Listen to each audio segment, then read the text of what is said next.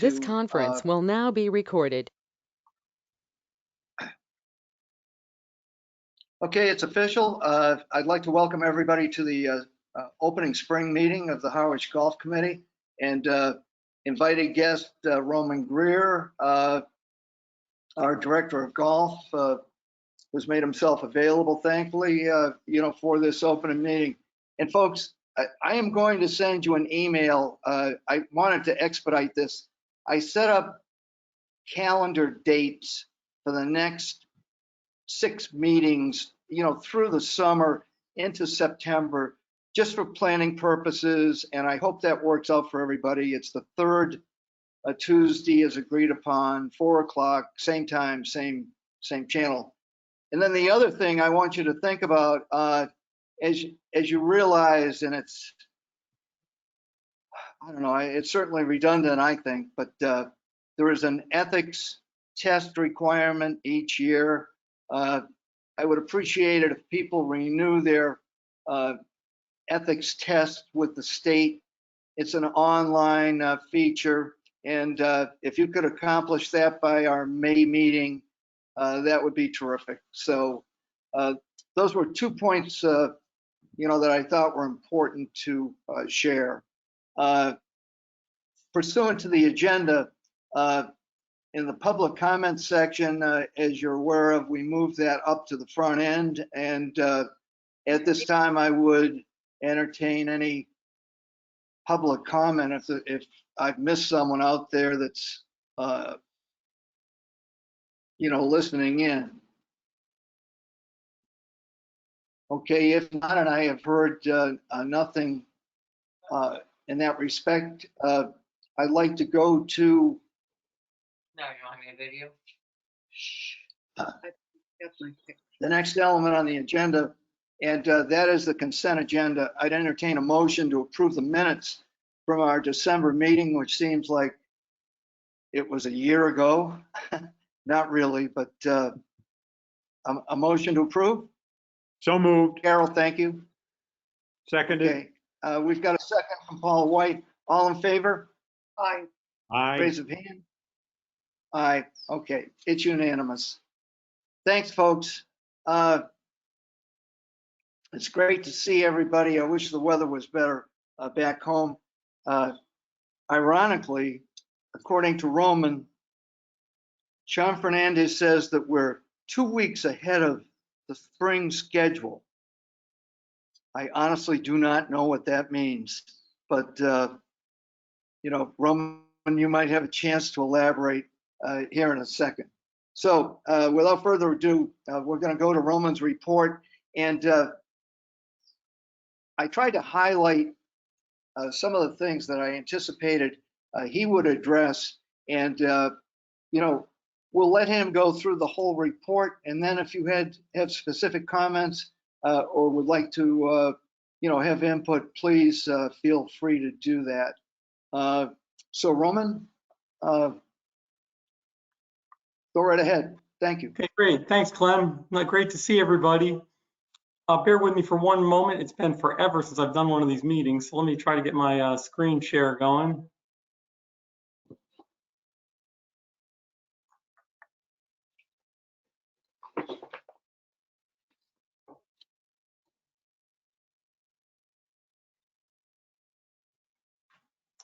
Okay, can everybody see that? The big CV? Okay, everybody's muted, sorry.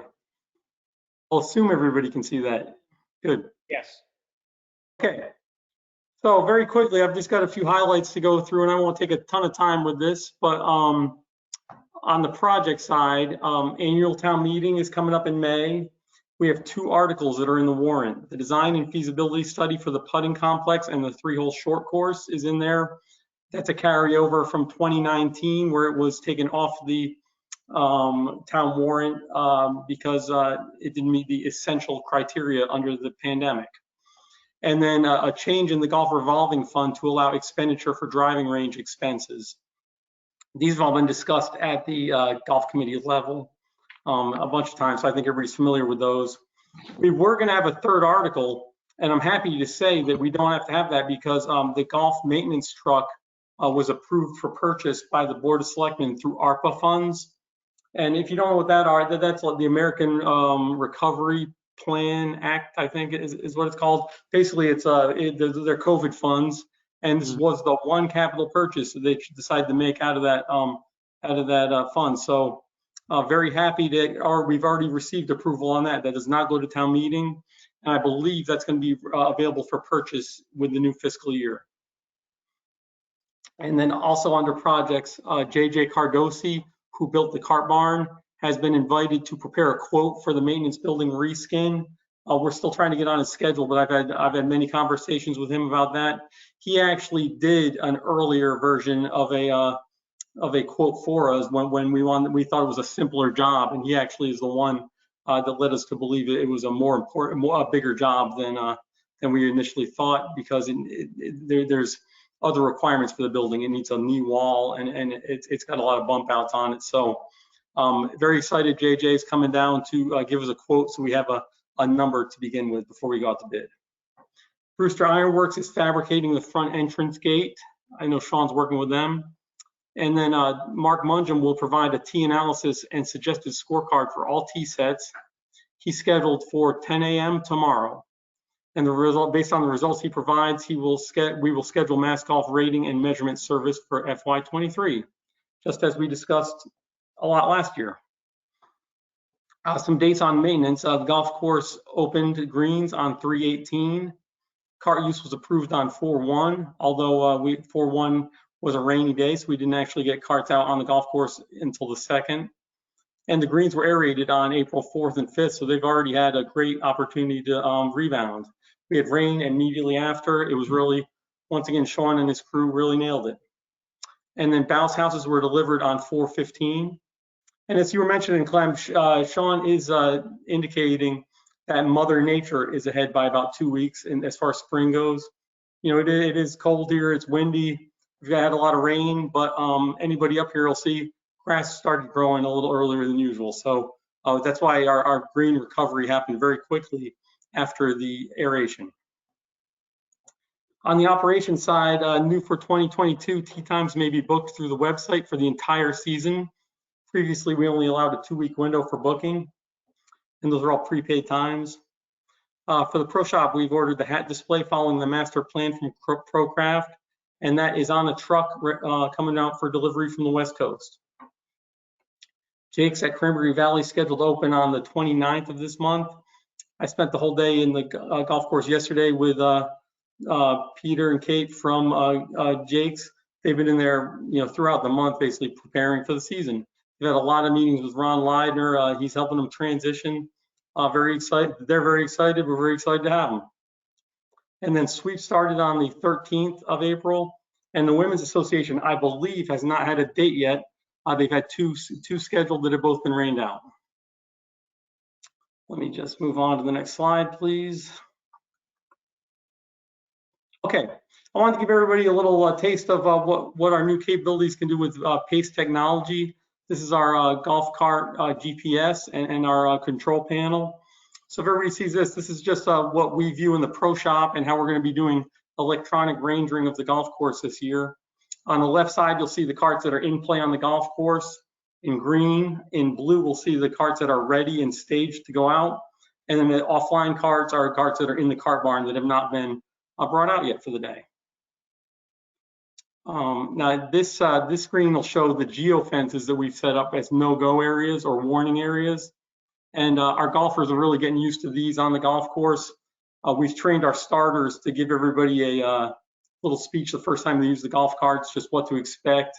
You know, as we tested things out, a few people had their carts locked on them when they went too close to the green and kind of panicked. And really, it's a pretty simple fix. You just put it in reverse and back out, and the screen even tells you to do that. But people got a little panicky when that first happened. So we're getting through the initial growing pains. But that's all. That's the Geo Fences, and I credit Sean Fernandez and Rob Donovan for really helping us with these, and Mike Sargent as well, because a lot of work went into setting up these Geo Fences. And then on the left side here, this is an example of when violations occur on the golf course.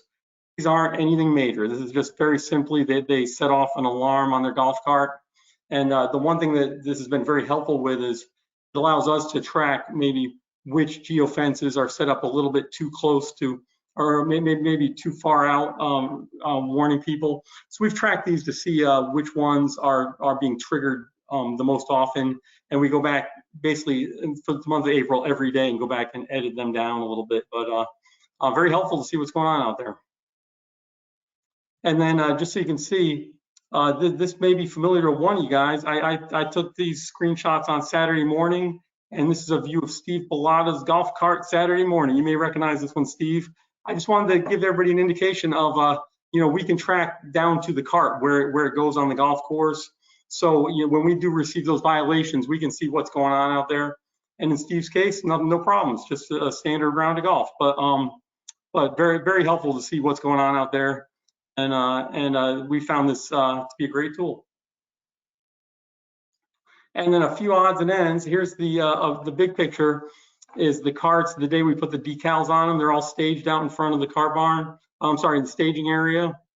On the bottom left, you'll see a little lean-to that our maintenance crew built this year, where we're going to keep the push carts that we rent out of the elements, maybe keep those in better shape. And then on the top left, you'll see our Cranberry Valley Women's Championship board.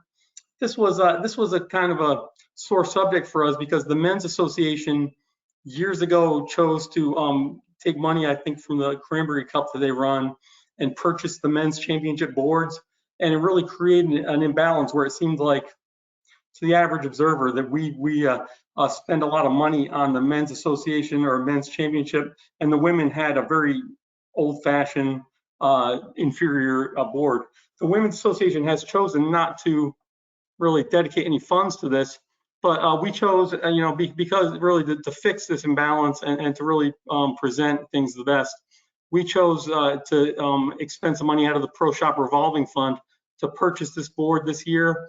And then we're going to operationally add some money or take some money out of the club championship each year out of everybody's entry fee to update these boards and to purchase new boards as needed. So that's a change for us. We never budgeted money for trophy or for the actual boards, the engraving. So this year, that's our plan. We're going to take a little bit of every entry fee and to pay for the new boards and to pay for the engraving of them. Should be a much better display in the Pro Shop. And then you'll see the regular financial sheet I provide every month. It's pretty standard, and just a quick glance will show you we're ahead, slightly ahead of last year, and on revenues, and a little on the good side on expenses. The memberships, I think they're in the 700 range. I can't really see that part of my screen, but a good checkpoint was on March 15th. We do our annual drawing for memberships. We had about 450 memberships already renewed by that point, and that's the second highest number we've ever had. So the membership sales have been brisk and are going to continue to be brisk over the course of the next month. And I'll stop there to see if anybody has any questions.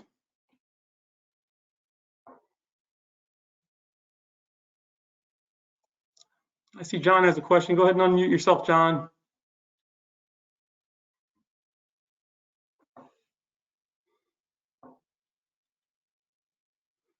Roman, on the numbers up there, Yes. the columns to the right, fiscal year 21 year to date, should that be fiscal year 22 year to date?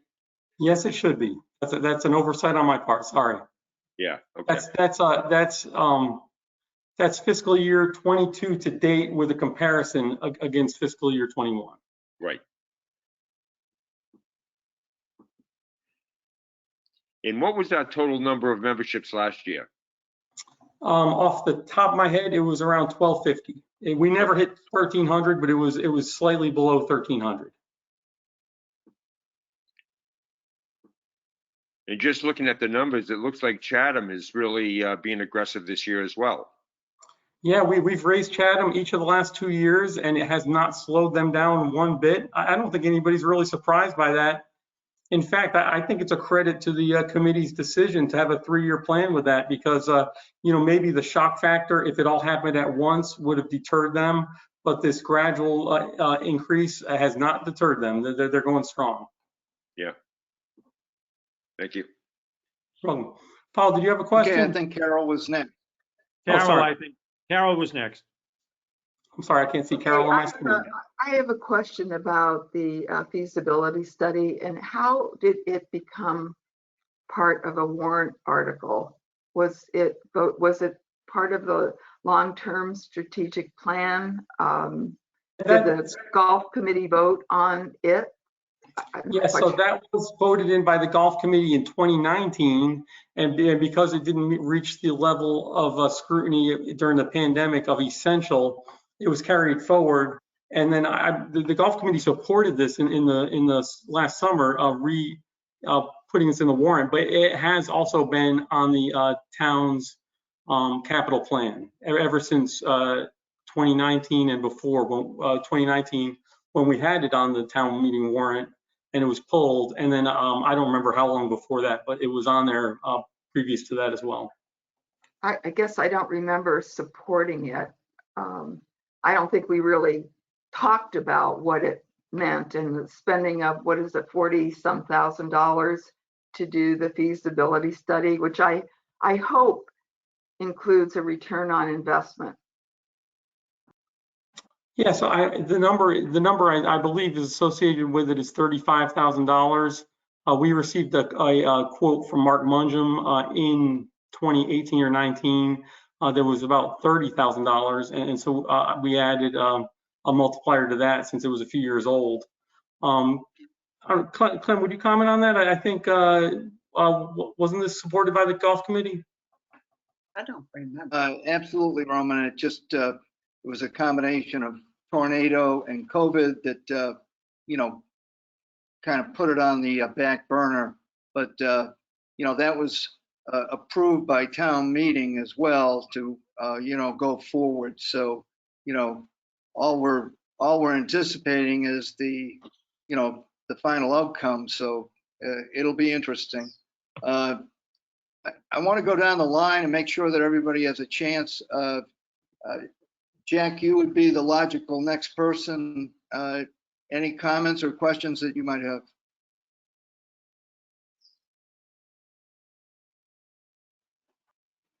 Sorry, no, I don't have any comment. Okay, thank you. Steve Bellato.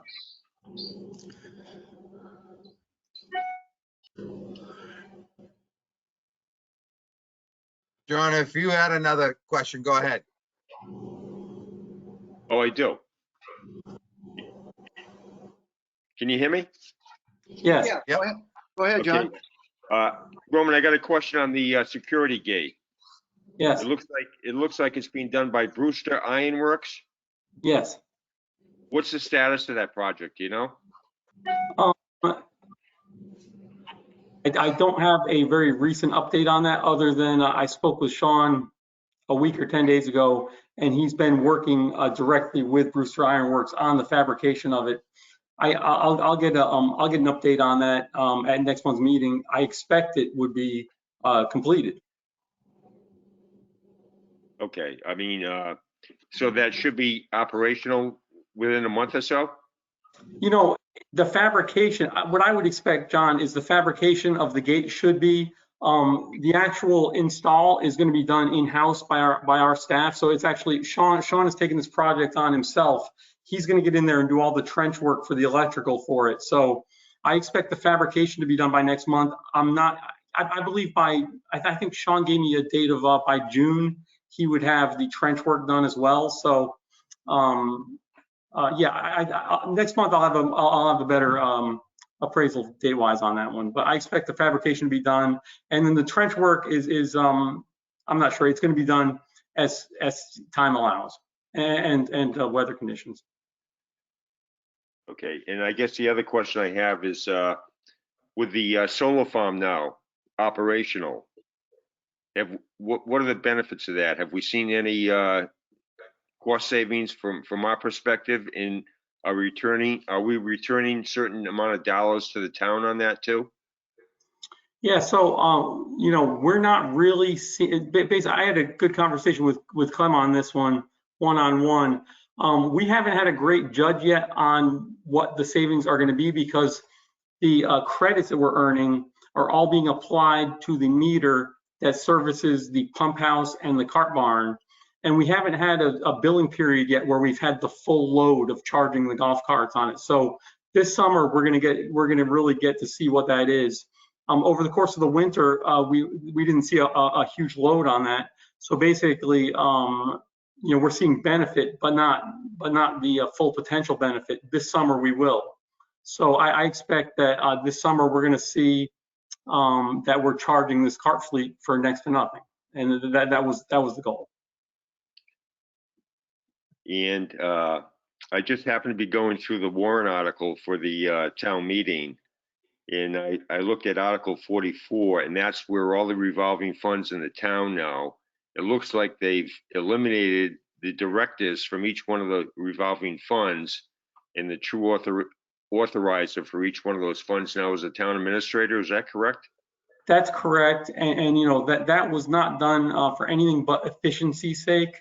I believe that there were some obstacles for approvals in a lot of those, and by the town administrator or his designee being able to approve purchases out of those, it just freed them up a little bit. So I don't expect any change as far as, I approve expenditures out of that revolving fund every single week that go to his desk.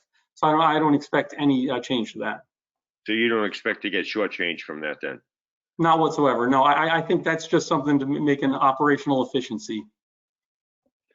And last question I have is on the tree work and bunker restoration. I didn't see any warrant articles this year on the tree work or the bunker restoration. Is that being funded by some other capacity? Yeah, so tree work is at this point we're doing out of the budget, but that's just going to be a budgeted item. The bunker restoration has already been approved, so there's $70,000 already approved for that job.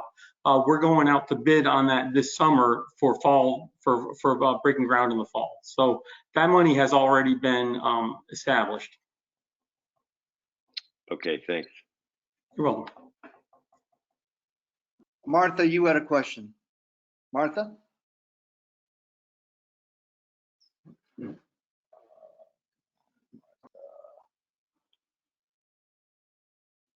Martha, you're muted. There you go. Can you hear me? Yes. Yes. Okay. Roman, I was going back to your report about Muncham coming in this week and Yes. evaluating the tee boxes. But I'm a little disappointed that we are not going to have a golf rating from the MGA for another year. Oh, Martha, that's all according to the plan that we laid out in the fall. It's not another year. Basically, it's the only thing that will instigate the re-rating is what Mark Mundrum comes up with. So by having him come out onto the property and provide us with a sample scorecard or a recommended scorecard, that would be the instigating event that would say, hey, Mass Golf, we need a re-rating.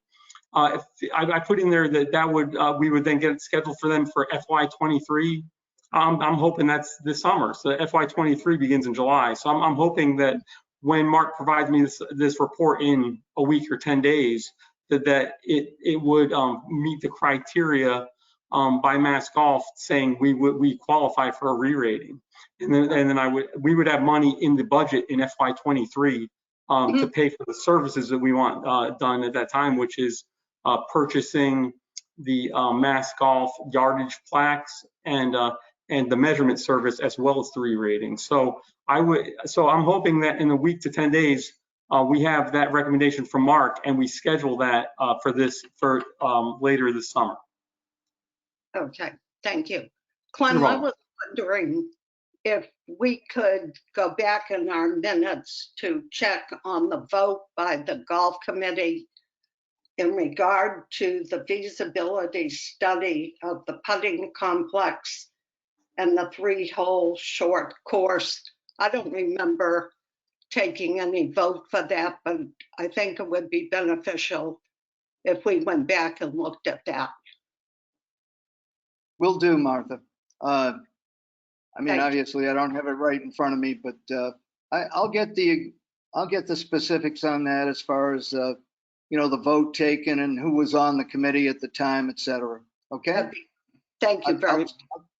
I'll try to have it in advance of the May meeting, actually, That'd be great. because Thank you. it's important. And excuse me, Paul, I thought you had your hand up at some point in time. Paul White? Yeah. Yes, thank you, Clem. Roman, I was pleased to hear your report that things are proceeding along with regard to the restaurant, and you've indicated that Ron has been collaborating or cooperating with the Rooney folks. You may have given a date when they anticipate starting. I had two questions: a target date when they do expect to begin, and sort of a second question is, they had a wonderful group of people working there, and I think Ron I think in his letter to us indicated that he was hopeful that perhaps some of them might end up staying. I didn't know if you had a sense of whether some of the prior help who have given a good atmosphere and kind of a steady continuity to the facility, if they might be coming back to join the Rooney's group. Yeah, sure. I have answers to those for you, Paul. So the date that they're aiming for to open is April 29th. And they were very appreciative. They've been appreciative of Ron throughout the transition. And they were really appreciative of his recommendation of staff members because they need to build a staff, which is really hard these days.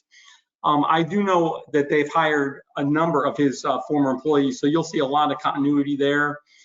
A few, a few key people that worked for Ron that Ron recommended, just they chose their loyalty to Ron, that they didn't want to work for anybody else, and they chose not to pursue a job with the new group. But there will be a number of employees, and they did conduct interviews for a number of days earlier in the month that were strictly for Ron's former employees. Thank you. I appreciate knowing that. Paul, I appreciate those comments. And actually, I had made some notes on the side here. And I think it would be certainly incumbent upon the committee, if you were so disposed, I would entertain a motion to thank Mr. Leidner and the hot stove operation for their years of service to the club. I think in the end it was outstanding. It helped to give us an identity, if you will, as far as the food service component of our operation was concerned. I'd entertain any thoughts to my point.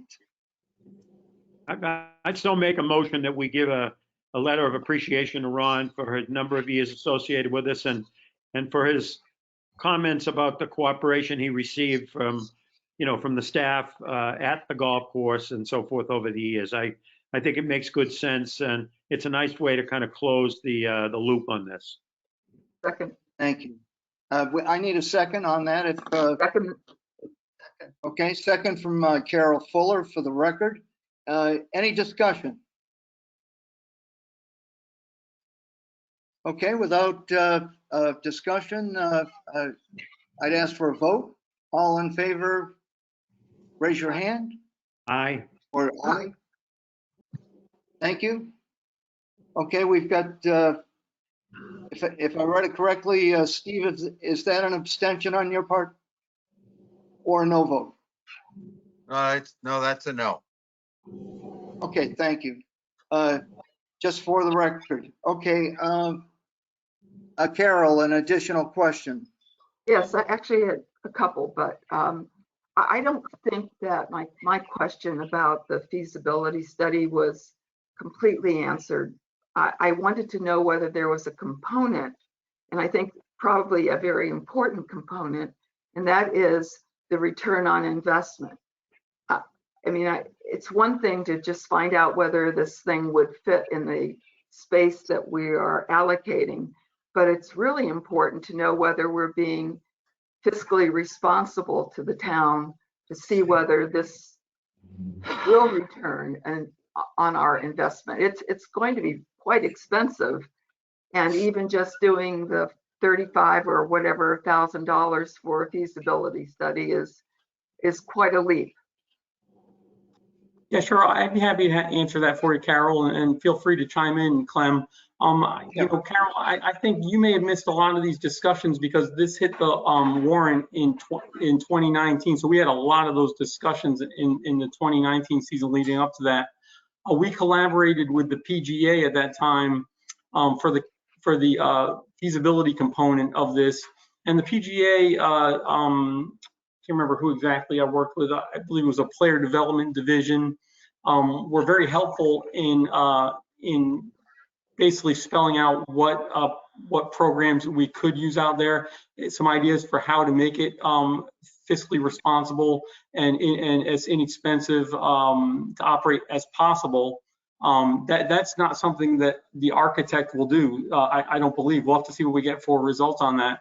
But one of the discussions we had at the time was, we're going to pursue grants for this because I don't think that this really project gets done without some form of grant money or some form of a contribution outside of our budget. So we were at that time pursuing grants, and there's a grant called the Links Across America grant, who I spoke with at that time, and they said this is exactly the kind of project that they support. It's a charity by a golf course developing company, and they come in and they build it all themselves. If it's approved, it's built by them for no charge. So what I think we're going to do, I'd work with the committee obviously on writing up the specs of the bid package for this.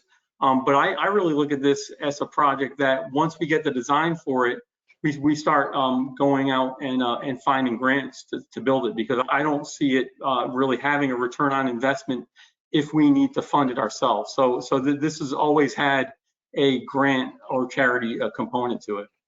Okay, I'm sorry, it was something I was not aware of, but I do think it's really very important for us to have that information. Carol, I'm also in agreement with your sentiment, certainly. And in light of that, before I left for Puerto Rico, graciously, the town administrator agreed to sit down with me. And if you're familiar with, Harwich in general, I was kind of elated because I asked him, I said, Mr. Town Administrator, is there an avenue to pursue, perhaps where we can seek nonprofit independent funding, for this kind of a venture? And I was surprised. He was very animated and came back in a very positive way, because if all of you are familiar with this, it's kind of a euphemism, but the Friends of Brooks Public Library, the Friends of Harwich, there are all kinds of organizations that have been set up expressly for the purpose of back funding numerous, cultural, if you will, and or capital projects throughout the town. So, I didn't have much more time to pursue that, but I think that's got to be part of the equation when we go forward, with this idea. And as I said, and I know I'm on the record, as much as a year ago or whatever, we may find out that it's just not feasible to do what we want to do. But I'm cautiously optimistic. As Roman just indicated, there are all kinds of funding revenue sources that have started to surface. We're not the only community that has gone into a venture like this. So it's certainly a possibility. I don't mean to dominate here, but I had a couple of other comments, Roman, that were not expressed by the other members of the committee. And I just wanted to ask you point blank, in Mr. Cardosi's assessment of the reskin. I think it's been suggested, and I hope that it's part of the inclusion, that the knee wall concept, which I think is so vitally important to that building, is that going to be incorporated in his analysis, Roman? Yes, it will be, Clem. So he has not been on property yet to provide this quote. We're still scheduling it, and we've still been talking back and forth. But that's one of the reasons that his initial quote when he was on our property building the cart barn was thrown out. We didn't realize at that point the need for the knee wall. That came up in a discussion with him, and we realized at that time that we didn't have the funding for it. We didn't think we had the funding for it in the project budget. Since that time, we've had some savings in the project budget, and I believe it is accomplishable now. So when he comes, the knee wall will definitely be included in the quote. Yeah, thank you. Another point, folks, I wish, I'm being jealous, but I wish I was there in Harwich in a way. If any of the committees available, Roman, if you're going to share, those dates when Mark Munjum is on the property, I'd humbly suggest it might be worth the while of any of those that are interested to, take that walk with him. Hey, Clem, one more. I don't think that's appropriate. We're paying him for a half-day wage, and it's quite expensive. Oh, okay. He's not showing up to talk to people. He's showing up to really do an analysis of the golf course. So I know people would love to have a chat with him at some point, but this is a very specific job he's doing, and we're paying him a half-day wage. That's beyond fair. Okay. So I'd let him go about his business this time, and maybe we can invite him back for a general discussion. Well, I mean, he's done USDA event where we're football work for us in the past, and I wouldn't want to jeopardize that. Yeah, when we have the USDA day, that's more about discussion with the committee. This is really he's there to do work that day. Is he actually making recommendations on changing the tee boxes and the position that they will be in? He's gonna, without any preconceived notions, he's gonna go out, he's gonna view the golf course, and he's gonna recommend what he has for the proper spacing of tee boxes, the proper yardages we should have for him. So I haven't told him that we're looking for any changes necessarily. I just want his analysis of it, and I'm sure it's going to come out with some changes. I'm sure it is, but I haven't given him any bias in any way as far as what we're looking for. What I'm really looking for is the best golf course from each separate tee set, and the best disparity between yardages for the public. Or for Roman, another quick question. Was the installation of the enhanced Wi-Fi for the geo fencing for the carts, was that achieved? Yeah, it was. That took a number of visits by the Pace Technologies company, but that has been completed. That was completed last Wednesday, I believe. Oh, that's great. That's great, because that really makes a difference, doesn't it, as far as loading up the data for the cart operations? Yeah. So previously they were only the carts would only update when we got them up to the staging area, and what they really need to do is update overnight in the cart barn. So we've got the installation of their technology in both places now, both in the cart barn and in the staging area. So we're really getting more real-time data that way. Okay, across the board, I'm looking at Steve Vallata and then Jack Conley. Steve? Yeah, I got a long list of things here, so you can cut me off at any point in time. I took notes. Just some feedback or questions on the carts, Roman? Yes. Because I've used them a couple of times. Mm-hmm. Number one, I don't know if anything can be done about this one, but the reception on the radio is terrible. I don't know if there's an antenna we can add or if there's any fine tuning that can be done, but it's nice having the music option, but even the local Harwich stations, you don't get in clearly. Well, I'll find out more about that, Steve. I think my feeling with that is it's really meant to be paired with your phone. I think you're supposed to Bluetooth your phone to it, and then there's no reception issue whatsoever. Yes, but then if that's the only thing that's going to work well, then we should shut off. We should have Pace shut off the music button if it's not going to be a usable function. Okay. In my opinion. I use the Then radio another a question. few times, but I haven't searched channels very often. Okay. Okay. Another question I had is, it did not show when you're out on the course. It shows the position of your cart. The GPS works wonderfully. Everything's great, but it doesn't show the other carts in front of you. That is not part of our GPS package. I believe the club car package offers that, because I've played golf courses where it does show that the other carts. That's not an option on our system. It should be an easy fix from a software standpoint to allow that. And I think it would be really beneficial. We have multiple holes where there's blind shots.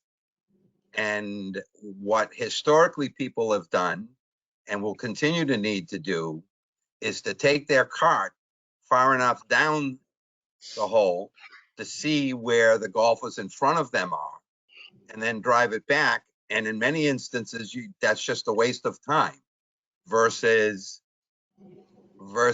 if it could simply show the position of the carts in front of you on the same hole that you're on, you'd know when it's time to hit without losing that time. And from a software perspective, since the system captures every cart for the control panel, it should not be a big leap to put that out on the individual carts as well. Okay, I'll take a look. That's not a capability that we have. So let me reach out to our salesman and see if that's a capability that the system offers. And I'll let them know that we're interested in it. But at this point, we do not have that option. But I will pursue it. I'll get an answer. Okay. Next thing I wanted to ask, and this we've got plenty of time to figure this out going forward. But in terms of the food service contract, it's great. We got Jake's. It's great that they're gonna hopefully be up and running by the 29th and getting a lot of help from Ron. But when you look at it holistically, and this is not a major issue or complaint, the whole process didn't work very well. And we were supposed to try to have a competitive environment that would enable us to select from multiple bidders and get it up and running prior to the golf season opening. And clearly that didn't happen. So if this is a 2-year deal with Jake's, that's great. That's wonderful. And hopefully they're going to be terrific. But between now and then, I think we need to take a look at how do we make it better? Because, to a certain extent, we got lucky that one person actually bid, and we avoided being very unlucky and having no one bid. So, if the idea was to get it all done in a good, timely fashion, in alignment with the golf course opening, and for it to be a very competitive situation, that didn't work.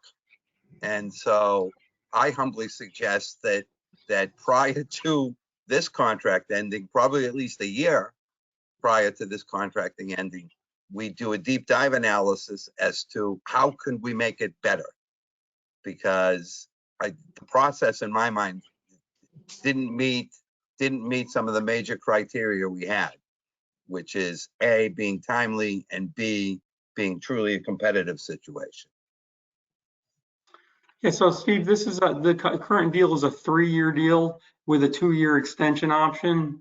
And really, if the committee wants to engage the town administrator as we approach that, this was a unique situation where this was the town administrator ran this bid process. So he didn't ask for feedback from the committee. Yet he tasked me with a few tasks along the way, but he set the timetable, and he ran the show. So if he chooses to do that again for the next one, maybe the committee would like to engage him. I'd be happy to be a go-between, or Clem could go directly to the town administrator and let him know to what degree the golf committee would like to be involved. But that was the case. He was going to run this process this time. Okay. Right. All right. Then a couple of questions on the financial spreadsheet. The projected numbers over on the right Mhm. of the spreadsheet. Looking at the bottom line, starting there, for instance, it says for FY22, $1.3 million. For FY21, $1.061 million. Is that is that really what was, or more importantly, it's $1.644 million is appropriated? Is that what appropriated for this fiscal year? So yeah, so that's our current appropriated budget. That's currently what our budget is. So those numbers, those other numbers are the actual FY22 numbers and actual FY21 numbers. And then, you know, I know you've asked me in the past about this, about what our projections are, and they're set by the finance director. Our projected revenue for this year is 1.95 million. That's, as I've told you before, on the committee level, I'm really not, I'm trying to just transpose their munis reports to this document so that you can see what's actually in the town's accounting software. She's boosted that number up since then to 2 million. So the town has projected 2 million in revenue for us for this year. According to the report that I used to create this report, it only said on my financial documents that it was at 1.95. So I'm going to stick with the consistency of what's on their documents, but I know that she did boost our projected revenues up to 2 million this time. And that's through June of this year, correct? Yes, correct. So on the GF expenses, if what's appropriated or projected is $1.644 million, correct? Yes. So are there other expenses outside of that $1.644 million that we have? So, I mean, Between now and June. that's the budget. Let me just move things here. I can't see all the columns. That was our approved budget. So no, we've got our budget very well appropriated. I'm sorry, Sean and I are working very well to use the budget to the maximum. But that's all. That's all operational budget. Okay, but there are no other costs that need to be covered by the revenue? No. Well, you know, Steve, this is I mean, so the budget is appropriated at town meeting each year, and that doesn't change according to revenue. So the you know, it's like, it's not like a revolving fund where the revenue then creates more monies that you can use to expend. Our actual budget numbers are approved at town meeting, and that's it. They're firm. So that's the firm numbers we're using for our operational budget right now. And then the projected revenues obviously are fluid. Sure. So again, let me repeat that same question though. Are there other expenses outside of the $1.644 million that we had in the budget? You know, interest payments, debt, capital debt, or anything else? Yeah, okay. So there are, I mean, so that's, again, this is strictly our operating budget. There are some other expenses like the debt on the car barn project. That's not included here. That's out of the infrastructure revolving fund. So that's one place where there's an expenditure, but basically, I mean, that's all. We have our revolving funds that we have expenditures out of, and then we have our operating budget, and that's it. And do you have a gross estimate of what those other expenses are out of the revolving fund? Well, as far as the, I do have a sample debt schedule that I've shared with the committee before, what the sample debt schedule is for the cart barn project, yes. And then and we're meeting those obligations. But then again, that's just a revolving fund. So each year when the debt service comes due, it's expended out of that account. Trying to think what else, out of the pro shop revolving fund. I mean, that's just buying pro shop merchandise and selling pro shop merchandise and the approved expenditures out of that. So But how much, that is separate. do you have a rough estimate of what the cost of the, out of that is for the cart barn? For the cart barn, yeah, I'll share it with you next meeting. I don't have what that sample debt schedule is. I used to have it at the bottom of this document, but it made all the columns really small and hard to read. Yeah, I can share that with the committee next time. We're working off of a debt schedule there where the numbers are very firm. What's due each year. And as far as the pro shop revolving fund goes, that's only allowed to expend $250,000 annually, and we have approximately $100,000 open to buy plan for pro shop merchandise each year.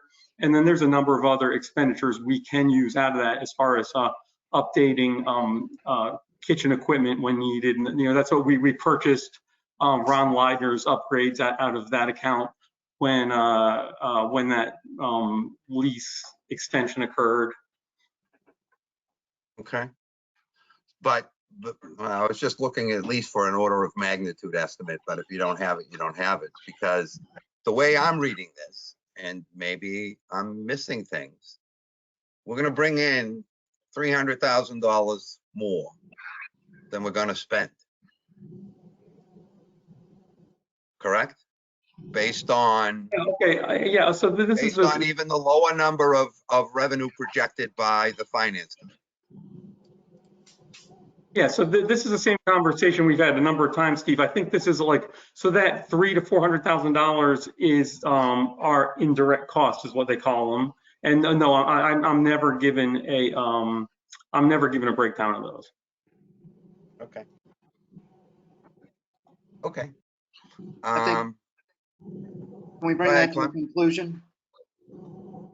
And yes and no. I mean, I still don't understand.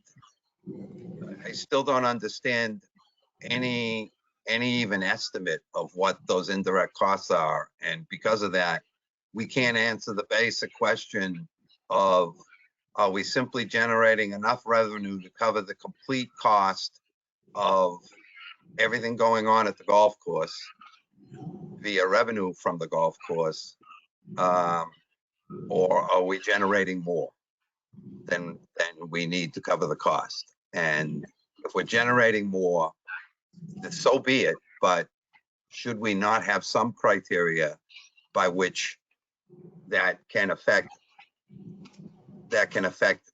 budgets going forward?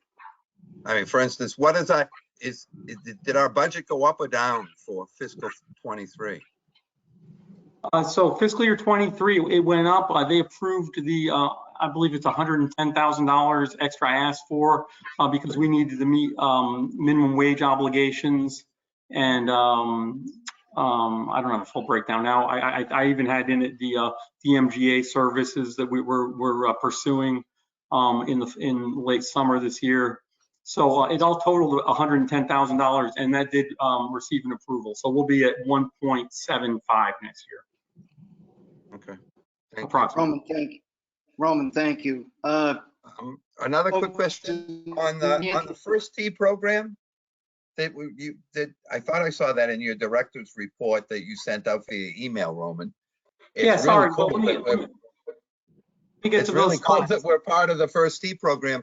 Can you explain a little bit how that works? Who are the young people that can be involved? Is there a cost for them, for the classes? It looked like a great schedule, right in line with everything we've always talked about, which is doing everything we can to try to encourage young people to take up the sport. So I'll ask you, Clem, do you want to wait until new business? Because I actually included that part of it under summer and spring activities that were planned. Yeah, let's wait on that, Steve, because he looked at that exhaustively. If you looked at his packet that he sent to everybody, that's covered in depth, and I'd like to do that. So if we could, folks, I'd like to move on to new business. And I kind of charged Roman. I thought this was important to convey to the members or anybody else on the outside that might be looking in as far as what the plan is going forward for the spring and early summer. So Roman, if you take us there, thank you. Okay, sure. And this will answer your question, Steve, because I'm happy to discuss the first tee and get the word out because it is exciting. So here's a calendar of events through June. This will be through the end of our fiscal year and through the end of spring. You'll see that we start with an event right at the end of this month, the spring team event, which is a ladies event, only 30 ladies, but that's run by Mass Golf. And all the local courses and even courses in the state take part in that, very popular. On May 13th, Harwich Fire has their annual outing. And, again, this is, I had a good conversation with the folks at Jake Rooney's yesterday because that's going to be their first shotgun tournament. So we spent a lot of time discussing that. On May 16th, we have our annual Salute Military Golf Association event. And I'll cover a little bit more of that in a second. We have our annual member that's run out of the pro shop by our head pro, Dick Fagan. And we're just beginning to take, I think that by this weekend, we'll be taking registrations for that. That's for both men and ladies. And then the Harwich Police Association event, Harwich Chamber of Commerce event, the golf committee approved. This will be the first time we've had that in a number of years. The Women's Association member, the New England PGA Junior Tour, an annual stop for them as well. And then the 9-hole Women's Association Invitational, which is a 7 a.m. shotgun on the back nine that absolutely fills the back nine. It's always a lot of fun. They bring a lot of energy to that one. And then the Cape Cod Women's Golf League has chosen once again to partner up with us. I really appreciate this. It's not a huge give by them, but they give up the range use for their warm-up for their event so that we can partner their event on the same day as the drive, chip, and putt, which makes so much sense for us and has so much operational efficiency for us because on a normal day when we had tee times going out on the golf course, it would have a much greater impact to have the driving range closed down. But instead, on a shotgun day where the ladies are all out on the golf course, the only thing that has to happen is we have to ask them to not be able to warm up before they're around. So that's a nice partnership that's developed. And let me just move forward here. The SLU Military Golf Association event we're having this year is specific, and this was Jerry Shanahan, who runs their association, very specifically wanted to honor a former golf committee member, Tom Johnson. So Tom is going to be, Tom's family is going to be on hand, and they're going to be presented with an award for basically creating the relationship between Cranberry Valley and the SLU Military Golf Association. And I'm hoping that it's a framed thank you, and I'm hoping we hang it in our clubhouse. If it's presented to Tom's family and they choose to take it with them, then they take it with them. But I'm hoping that will remain in our clubhouse because Tom was instrumental in bringing the Military Golf Association to Cranberry Valley. And now to the first tee. So I'll see if I can answer all your questions, Steve, and anybody else that has questions. The first tee, this will be in the third year for the first tee at Cranberry Valley. Again, it was really impacted heavily by COVID. So we're really getting to that first year where we're kind of taking the reins off it a little bit. In the spring and fall, the program is for Monomoy only. And that's because the Monomoy school program has so many kids in it. And, officially, those are, they're following the national first tee program in those, but those are not officially endorsed first tee programs. And just the reason for that is they don't meet the student to instructor ratio that the first tee requires. So that program is run by Gordon Napier, who's a teacher at the school, and he's actually been trained by the first tee for a level 1 approved, as a level 1 approved coach. He this week is spending in somewhere down south. I forget where he went. I think he went to Louisville to train for his level 2 coaching. So we have a local guy that has really embraced this, and it's been huge for our program. So this school teacher is going to be our lead coach in the summer, which is an officially endorsed first tee program, and that's open to all. That's open to the general public, whoever chooses to sign up. And the first tee nationally has followed a curriculum that's based on skill set. So nationally, they have levels where they call them a player level would be somebody that's just learning the game. A par level would be the next level player. Birdie level is the next level player, and they have a curriculum that decides exactly when you reach the next level. So really, this has been in place for 10 plus years. It really works well. This year, the first tee nationally decided to go to an age-based system, and they're not rolling that out nationally until 2023. But at Cranberry Valley, it's gonna be one of the pilot programs where they roll it out earlier because basically because our program's in its infancy and they don't have a whole lot of transitioning to do. So this year at Cranberry Valley, as you can see on our schedule, it's going to be age-based, and that's a major change for the curriculum nationally. What I've done here is when I spoke with Kyle Harris from Mass Golf, who runs the first tee program, he said, we really decided together that the best way to engage the kids is with more on-course days. And I know tee times are a premium. Last year, I asked the golf committee to approve one of these on-course days for the end of their session. We're asking for approval for 2 on-course days in the summer. And there's not a lot of kids that are they have to be approved by the coach that they're ready for on-course.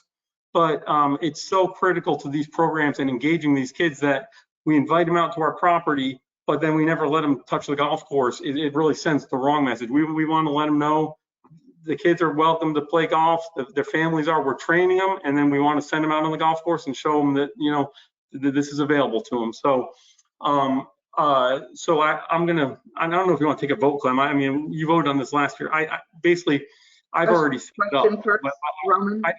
Oh, good. Roman, is this an all-day thing? Their on-course play? No, it's not. So it would be like a handful of tee times for each class, and they would walk off the golf course when the class was over. So basically, for that 11 to 12:30 group, 7 to 9, I don't anticipate anybody playing on the golf course. For the older group, I would anticipate maybe 3 tee times going out on the golf course per session. And then when they hit when they hit 1:30 till 3 o'clock, the chances are they're going to walk off the golf course on the 3rd green. So it's not an all-day thing. It's just giving them a chance during their class time to enjoy the golf course. Do we receive any revenue from the first tee at all? No, we do not. Okay. And then, Steve asked a question earlier about payment. The one thing that's posted on their website when you sign up, and it's really one of the core values that they project is no kid will be turned away for not being able to pay the small fee for the program. So anybody that requests financial assistance receives it. Any other questions? What is the small fee for those that can afford it? I believe, gosh, I'm pulling off the top of my head. I think it's $110 per session. Oh, so $110 each week? No, 110 for the entire 8-week session. Got it.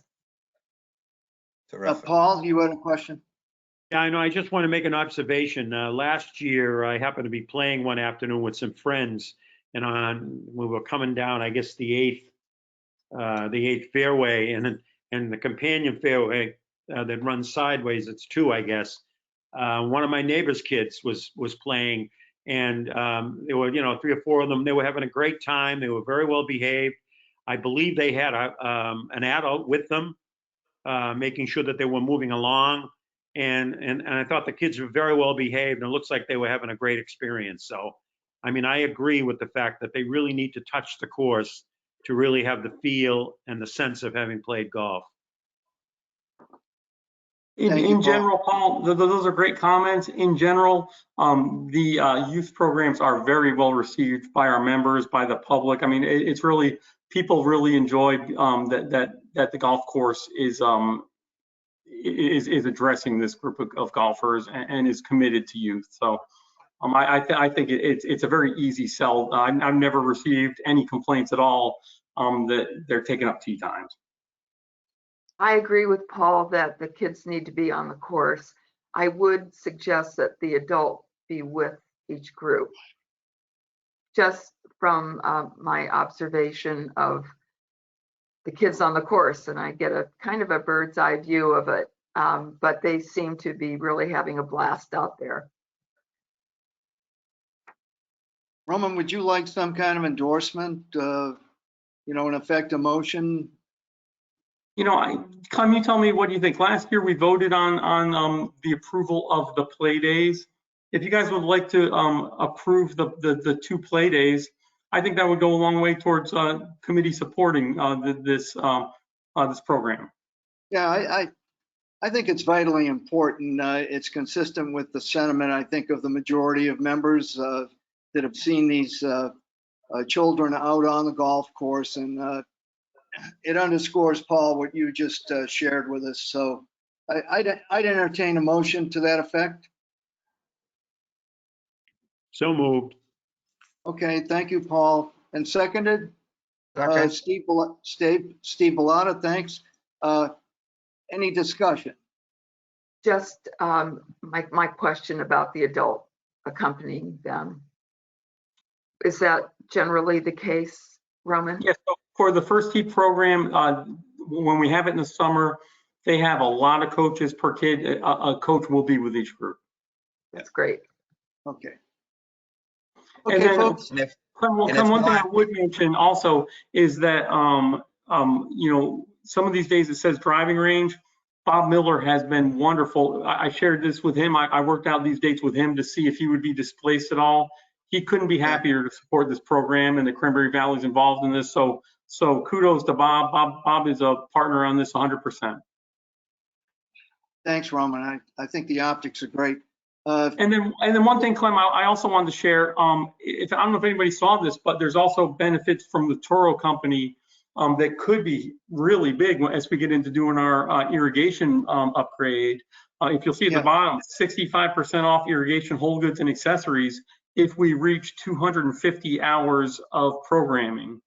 We're not quite there yet, but I spoke with the executive director of the First Tee for Mass Golf, and I told him we want to make it a goal to reach that, so that we would qualify for these discounts. So we're gonna try to reach that goal because these discounts are significant.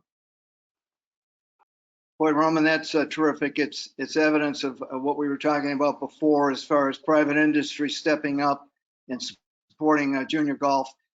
Folks, we've got the motion on the table. I'd like to call for a vote. All in favor, aye. Aye. Thank you. Aye. Is that unanimous, or Carol, like?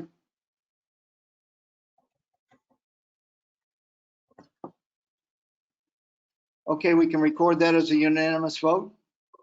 Thank you. Okay, Roman, that's terrific. Now we can turn, folks, to the last item on the agenda, our old business, which is basically revisiting the vision statement. Roman, if you could take that screen down for me. Thanks. Okay, perfect. And at this time, I just want to acknowledge, I've got Debbie on a mobile. Debbie, your last name, just for the record? Heffernan, Debbie Heffernan. Oh, okay. And I've got Leo as well, correct? Could be. He might be on another device. Okay, thank you. I just wanted that for clarification's sake. Okay, folks, just to refresh everybody's memory, and we've been dealing with this for almost a year, and I'd like to say that I guess it's an easy thing to do, but this afternoon I just took a few minutes and just to refresh everybody's memory, hopefully we can get some kind of consensus today on a vision statement. And I Googled into a couple of resources, and not to reiterate or beat this to death, people that ask, what are the key elements of a good vision statement? And as we review the proposals today, I think we've got to be, candid with ourselves. A good vision statement has the following components. It has to be brief. It has to be succinct. It has to be written in the present. It should summarize or include a powerful phrase, a descriptor of an outcome, the best outcome that we can achieve. We have to use simple, unequivocal language.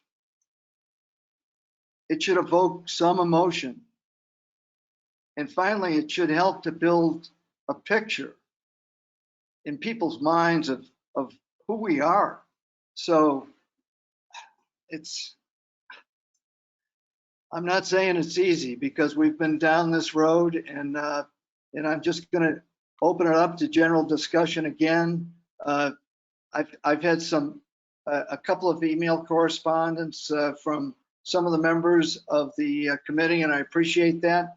And I think I've addressed all those criteria pretty straightforward as far as this vision statement is concerned. So I guess the bottom line is, and even when you look at all the documentation, it's easy to get trapped into dealing with our mission statement. We have a mission statement. Thankfully, it's in place. It's been a very workable vehicle that we've had in place for a long time. So I'll open it up to discussion, and I'll try to move around as appropriately as I can to hear everyone's thoughts. So I guess I'll start with Jack Conley. Jack?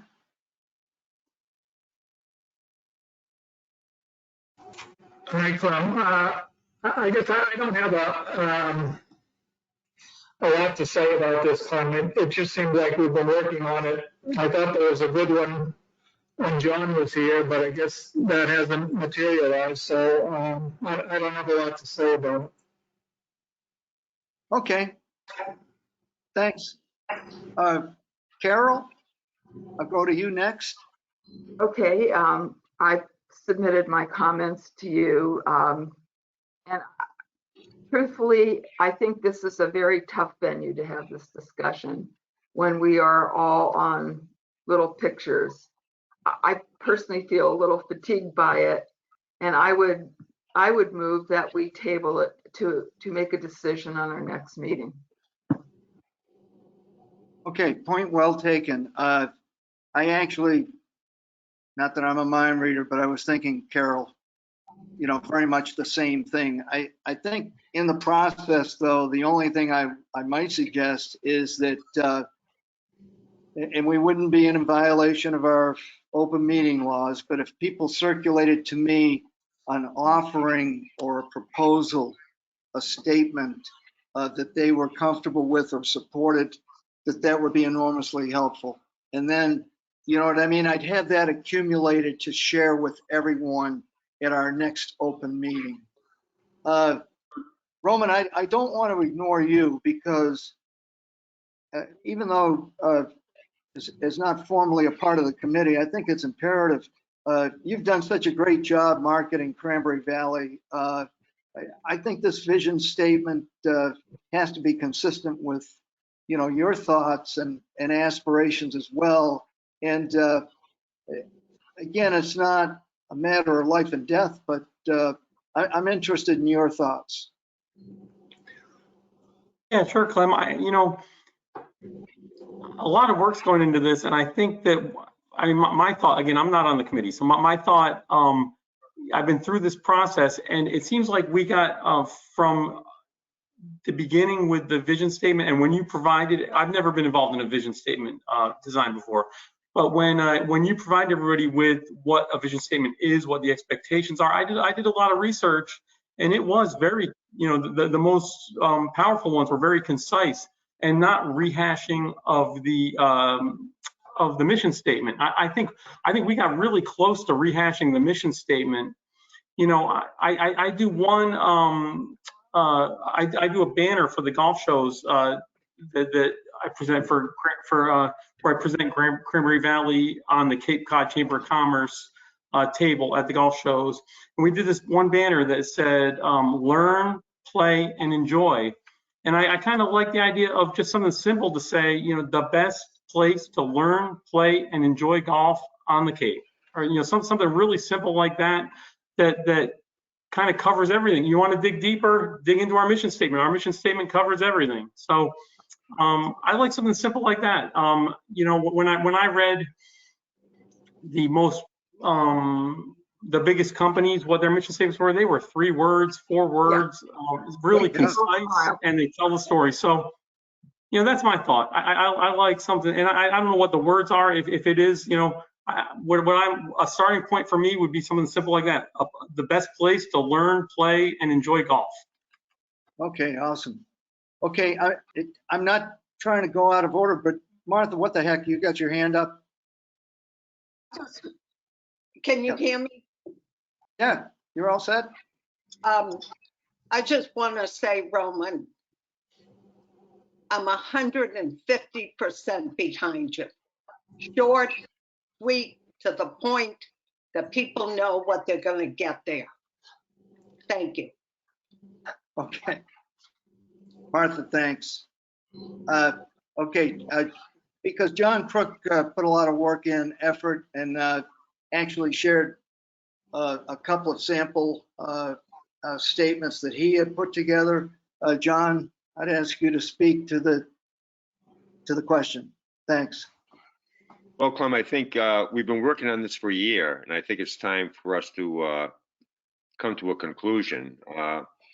I know you had sent out about 2 months ago looking for input in terms of what everybody thought their vision statement should be. And, I don't know what kind of responses you got. I haven't seen any in terms of being circulated. So, I mean, I think we have to put it to bed, and if we're going to do it at the May meeting, let's do it on the May meeting then. But I think it's something that is very important to have a strategic plan, because I mean you need a blueprint of how you're going to move ahead. John, thank you. I'm in total agreement. Steve Bellata, any comments? No, I agree. I agree with what everybody said. Certainly what John said. I'd like to just get it done. Could you make it a little bit easier for everybody, Clem, so we all don't have to search for the 2 examples and resend those out, so we're prepared? We've got the month to look at it and be prepared at the May meeting to get it done. Steve will do that by, I'll set an arbitrary date by May 3rd. How's that? Okay? I did make a motion that we postpone this until our May meeting. I don't know if anybody wants to second that or not. Yeah, I don't think we need a motion, Carol. I will, after I've surveyed, I want to get to Paul. Everyone's had a chance for input, and I'm in agreement. As chair, we can table that to the May meeting. Okay? Paul, your comments. Yeah, I thought it was sort of when you responded to Carol, I thought there was a determined fact that we were going to wait until May, and I favor that as well. And I'd like to have the chance to just refresh my memory on the details of the 2 options. And yeah, I don't think we should overwork it. I think we should just come to a conclusion in May, and I think we can do that.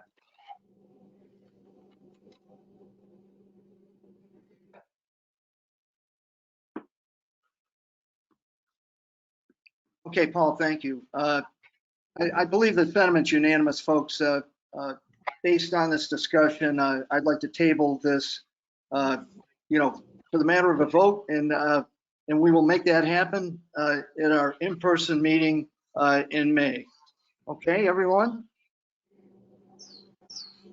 Yep. I'm Excellent. I'm having trouble with my computer, perhaps. Was everybody able to hear me? Yes. Yes, Okay. Clem. Okay, based on our timetable, we're a little bit ahead of schedule. Is there any other concern that anybody would like to bring forward to the committee? Yes, Steve, please. Steve. Just another quick question. Go ahead, Steve. Roman, do we have a date on when we'll get the software from Pace that will enable people to be able to get GPS on their remote device? So that, because we took the app down, I understand Mike told me it was going to cost us $2,500. So I think that was the right thing to do. But it would be nice for those people that aren't renting cars to have the GPS, because that's one thing the app did give you, is even if you didn't have a card, you had the GPS from the online app that would work for you if you were walking. Yes, so Steve, I don't have a date yet. I'm working closely with the people from Pace that we wanted to be rolled out at Cranberry Valley immediately when it's been developed. It was only announced at the PGA meeting at the end of January. So the app doesn't exist yet. It's in development. It's going to be, much like the older app where it offered GPS, this is going to be exactly the same GPS that you get on the golf cart. So it's really going to be a much better GPS experience. And I'm excited by it. The best thing about it too is, when we have a group of walkers on the golf course, like say when Sweeps plays and a lot of the people walk, or the Women's Association, we have a lot of walkers. There's big gaps on our map where we only see the carts out there. We don't see the walkers. So when the app comes out and they're using the app, we'll also see the walkers, so we'll be able to track their pace of play as well. There's a lot of benefits to it. I'm pushing hard for it as soon as it's available. Cool.